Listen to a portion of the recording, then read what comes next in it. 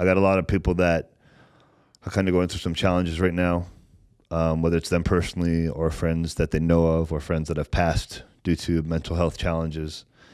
I obviously have a history with mental health. You do as well. Yeah. So this is it's a good time to jump into this. Right on.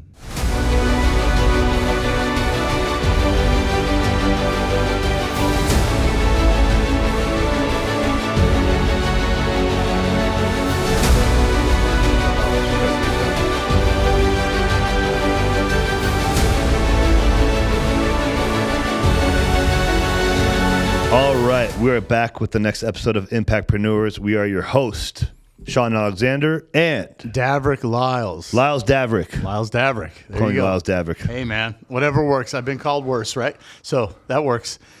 Davrick, does anybody ever ask you how you got the name Davrick? Yeah, every day. Do people tell you it's the coolest name in the world? Then they ask me where it's from. It's from Russia. No, it's not. I mean, your name is pretty sick. Yeah. Maverick, but Davrick. Yeah.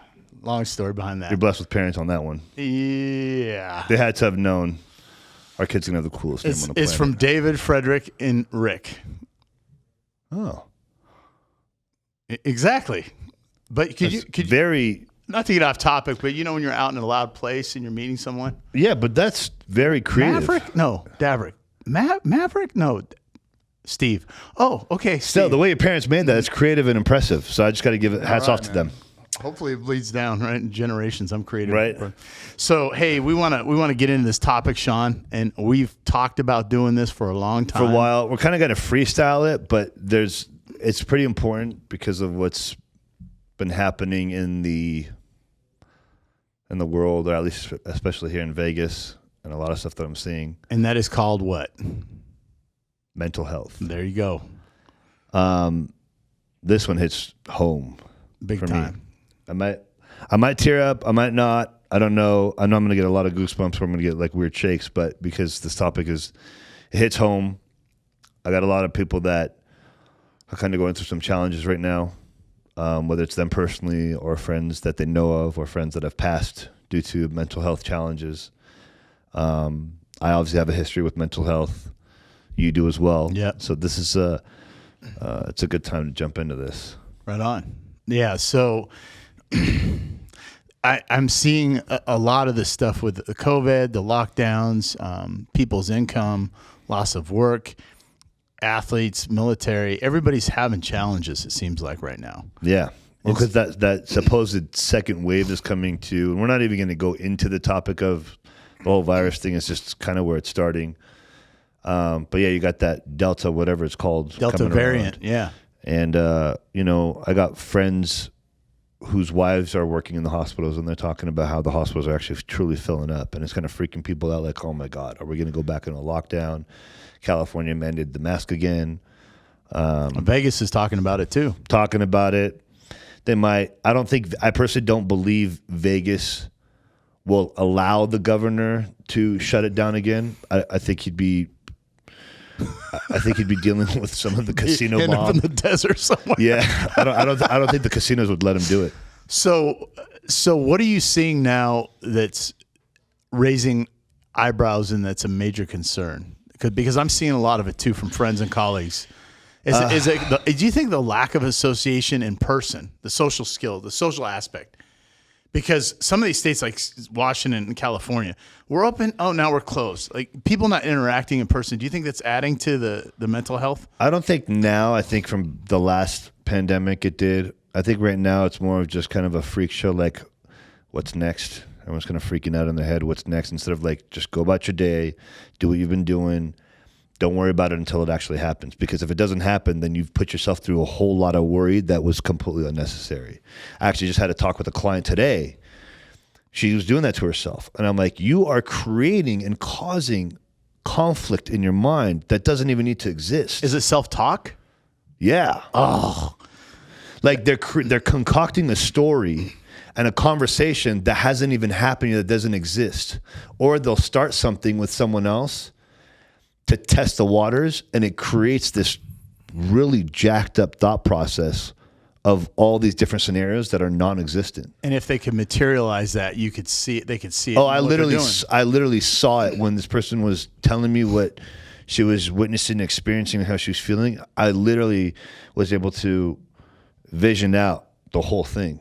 I'm like, hey, you just mapped out the entire trajectory of the scenario when it's non-existent. Why would you do that? Like, why are you even putting yourself through that? Or why do you bother with something? Remember that message I sent you, 5 for 5? Yeah. Right? If it doesn't matter 5 years from now, don't spend 5 minutes worrying about Absolutely. That's true. So how I'm gonna call you out. Okay. So maybe you can share. I think you like calling me out. I know it's easier this way. So should I take this as confrontation or communication? Communication.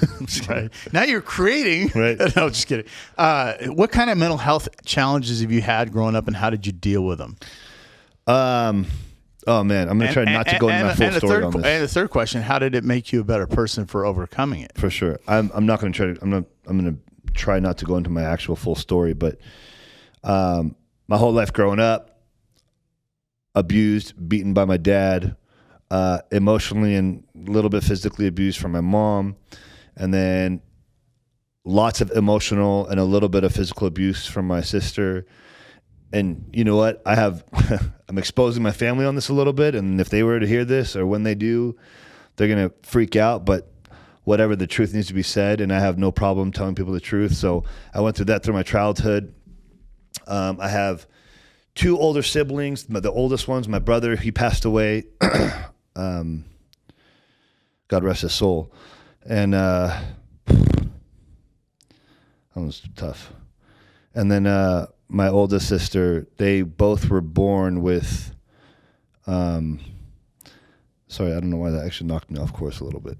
It's you care about them, man. It's personal, you know? Oh, sorry. They were born with a chronic illness, not genetic. It's not passed down from my parents. It's a birth defect where the chromosomes come out messed up or missing or something. It's with chromosome 8 or 9. I don't remember which one it is. And it's called Friedreich's ataxia.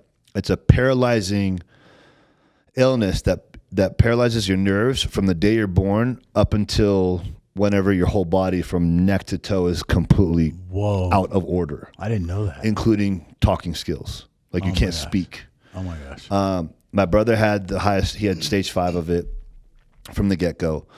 My sister, we thought she had stage 5, then we thought stage 4, and somehow it's kind of calmed down. So she's at I think stage 3. And many times the doctors had said that she only had a year or 2 left. Kind of left my mom a little freaked out, but she's done fine now. But she can't walk. She's in a wheelchair. And so that had a heavy amount of weight just in my mind, depression. Yeah. I was born and brought into this world to see my 2 oldest siblings basically being crippled, being 2 innocent kids. I can't even imagine that.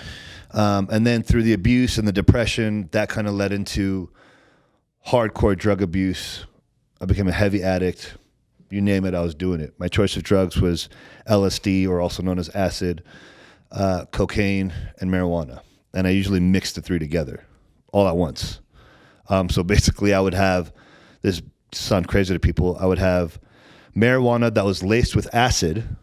I would roll it into a blunt, and then I would lace it with cocaine, and then I would smoke that shit. I can't even figure out what you were thinking. Right? But I mean, and then what does that do to you? All kinds of crazy stuff. Hallucination, plus the speed, and then at the same time mellow. So it's I can't even go backwards to be able to explain to you. I will say that I did have my good times, and I'll save that for another topic, because the topic of how I help people come out of sure drug abuse, I have a unique and unorthodox way of how I help people. But nonetheless, so from that led to suicidal attempts. And then eventually, I woke up one day and I was ready to take my life. And then I knew that I had to make a change. And from that day forward, like I never looked back. What made you click? What made you change your mind? Was it something you saw, heard, or did you reflect on yourself in the mirror? Or what was it? I wasn't afraid to die. Oh my gosh. I was okay with dying. And to this day, I'm not afraid to die. But I live it differently. Right. But back then, I wasn't afraid to die. So I was like, you know what? Screw it. I woke up. I was in pain every day, not physically, but emotionally, mentally, spiritually. I was just in constant pain. I was hurting. I hated my life, all the shit that I had been through. And I was getting ready to jump off my second story down. And I had already planned the whole thing. I was going to face jump right into my backyard on a glass table. Like I was ready to just let it go. And can I say something? People are listening. I didn't know all this. So this wasn't something I've heard before. No. You never shared this with me. No. You said you've had a rough pass and you went into 5% of it. You're getting into Well, this is the super short because it's making story me emotional now. This is super short story version because I want to save it for when you and I get a chance to talk about our stories. And as I sat there getting ready to jump off, and there's a few moments where it did, and I had like this awakening moment. And I'm like, and again, not to get spiritual on people, but I felt the Holy Spirit. I felt God talk to me and be like, "It's not your time yet. Like you deserve a chance." And that did. You have 2 sick siblings. You're gonna make your parents lose 3 children. Me goosebumps. And I just kind of had this awakening moment, and I'm like, and I just kind of sat there, and I'm sitting on the ledge, and I'm asking myself, like, how do I beat this thing? I don't know how I'm going to beat it. I don't know where to start. And it finally came down to, well, I at least deserve to give myself a chance. And when I said that phrase, like a light bulb went off. And I was like, okay. So I came back inside and I started to write down all my feelings, everything. There's like 30 pages. How did you know to do that? I didn't. I just had to get it out because I didn't want to talk to anybody. I hated my sister. I hated my parents. They had criticized me my whole life. And they had criticized me because of my drug addiction. They're the typical parents. They were the typical family that doesn't understand. They're more judging, you know? And I didn't believe in doctors. I don't believe in therapists. To this day, I don't believe in therapists for certain things, especially for addicts. If a therapist has never been an addict. Oh, I agree with you. So I figured, let me just put this all on paper.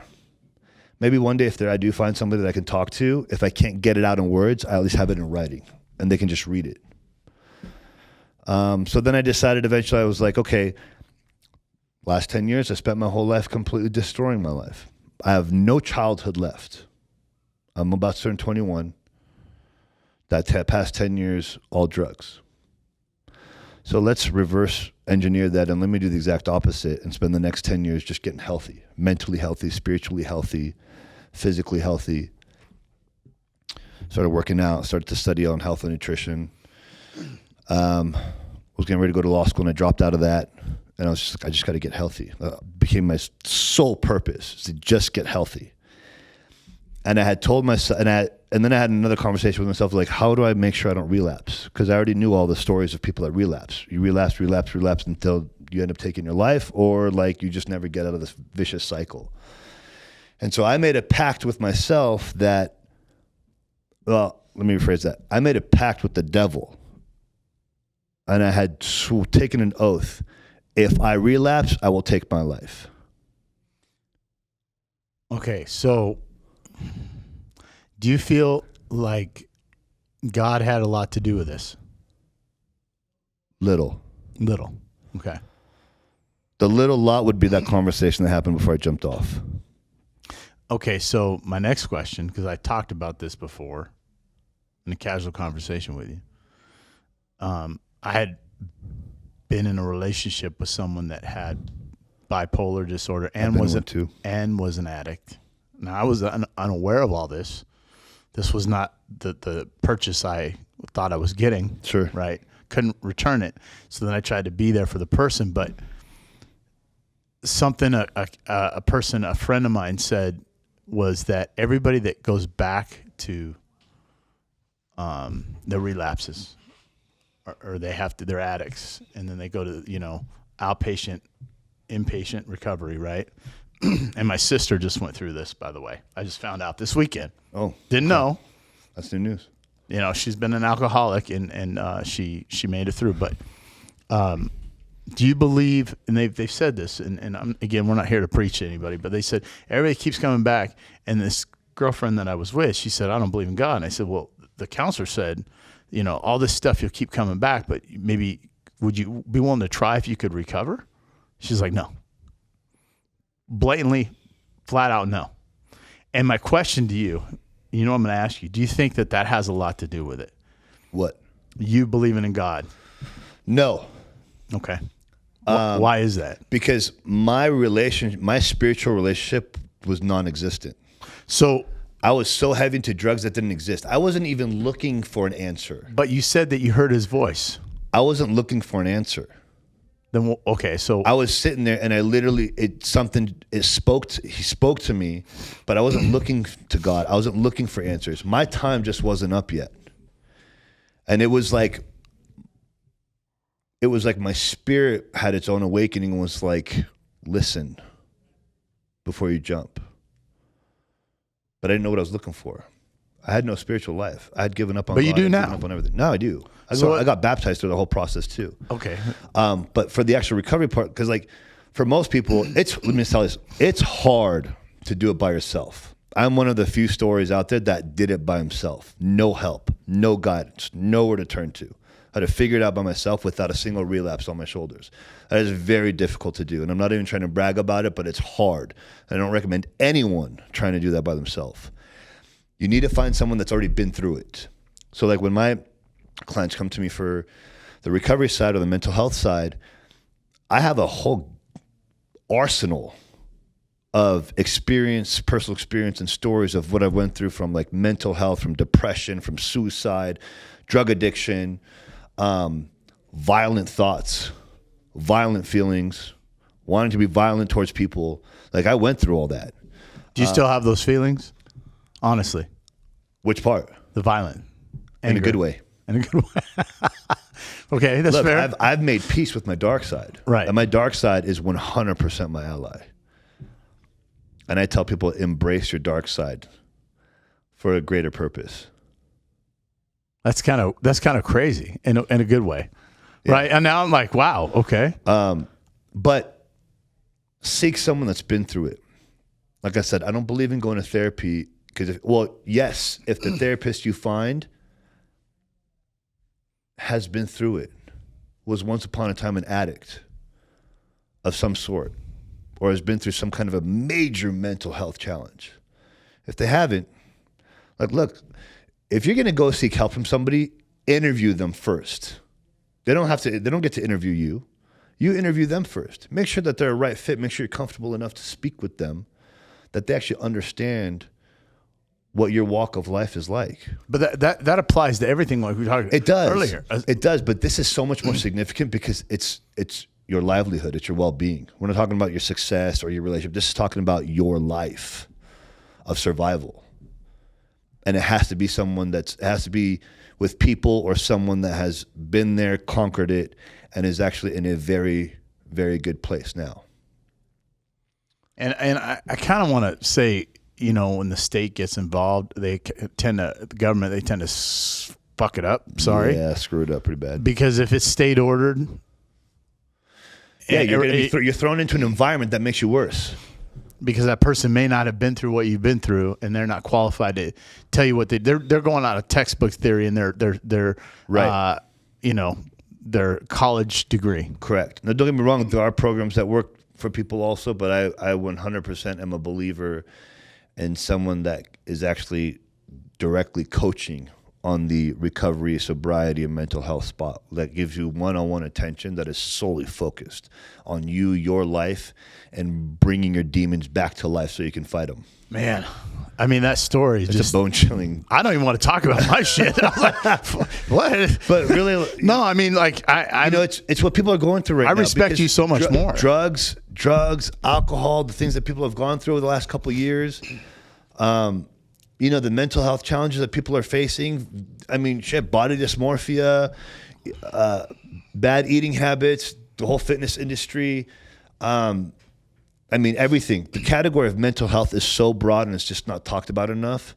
And the only reason why it's not talked about enough is because of this stupid stigma that's been created out there where normal people have created this judgment. They've placed a judgment on people that have these mental health challenges and automatically make people feel embarrassed, shut down, not worthy, not valuable. I think not good people. Don't you think that's changing now, though? That people are like coming out saying, "Hey, I'm an addict." It's being more accepted. Like, no, because really? the stigma. Because there's still the people. Because there's still the people out there that still judge on it, and so because of that, the stigma still exists.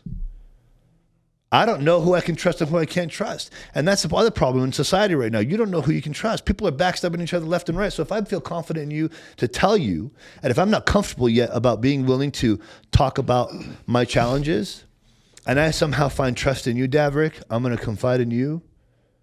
And then you decide to be an asshole and go talk about, man, Sean's got problems.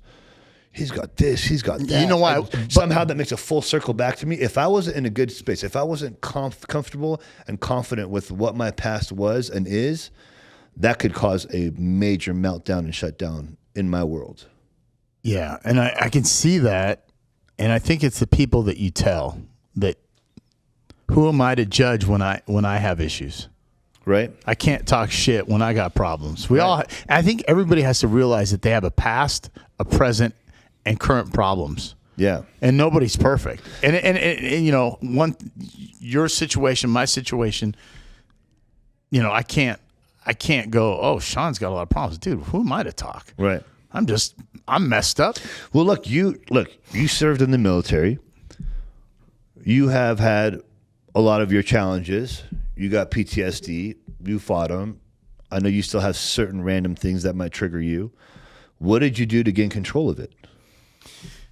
You know, my father was a heroin addict. He was a hustler, a pimp. He did a lot of bad things, and he died because of it. And my grandmother was an alcoholic, but we got along great. But I saw how she treated my uncle. Now, I hope he doesn't see this, but, you know, just the way it is. I mean, she was always on him for something. My mom was always on me for something. So I had a rough childhood, but I stayed away from it because I recognized I had an addictive personality. But when I got out of the military, and in the military is when I got hit with mental health issues.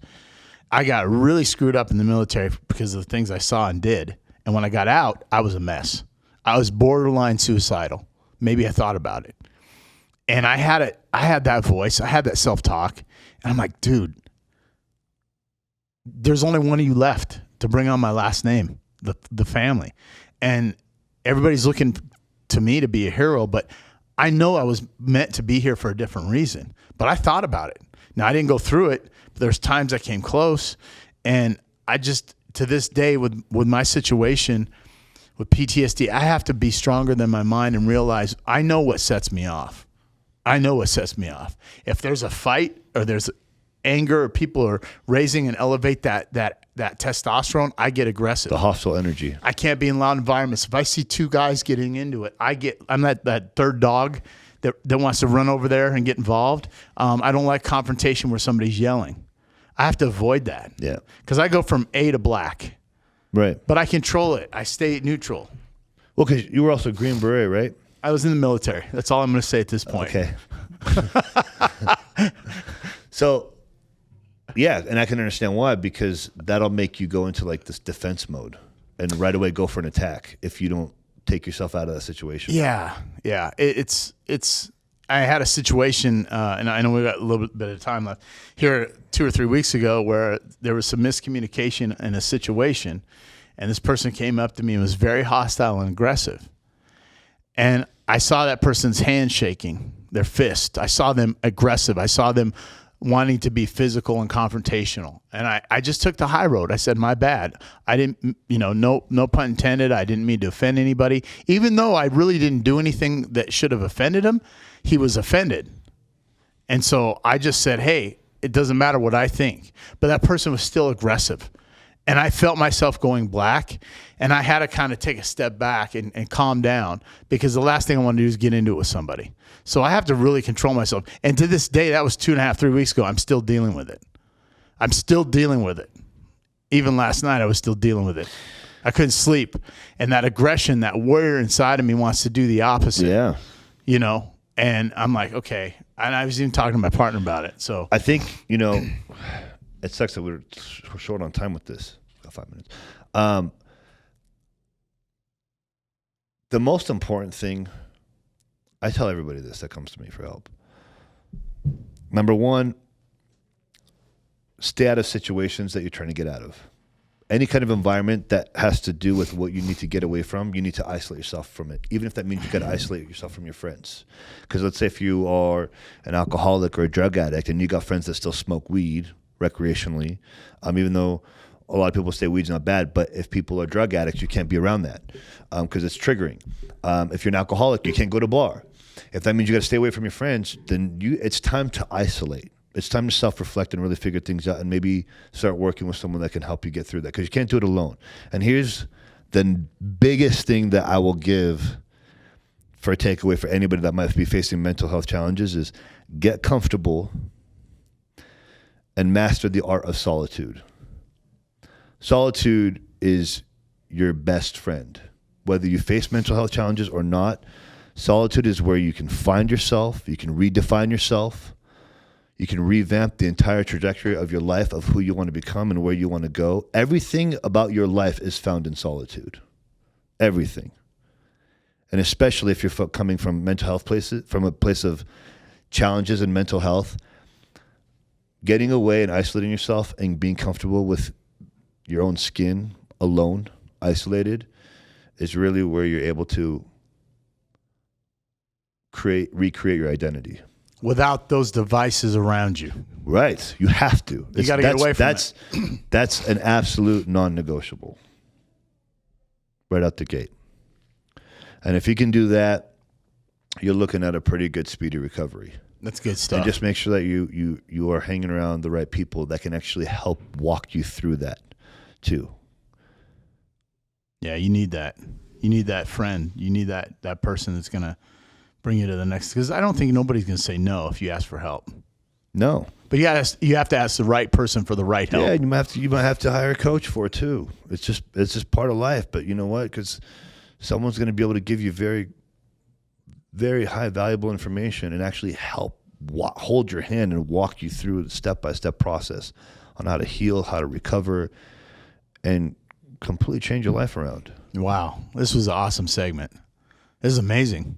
The stuff I learned, right? I didn't know all this stuff. I know. It's a story, and we're definitely going to have a full episode on Davrick's history in life, on my history in life, on another episode.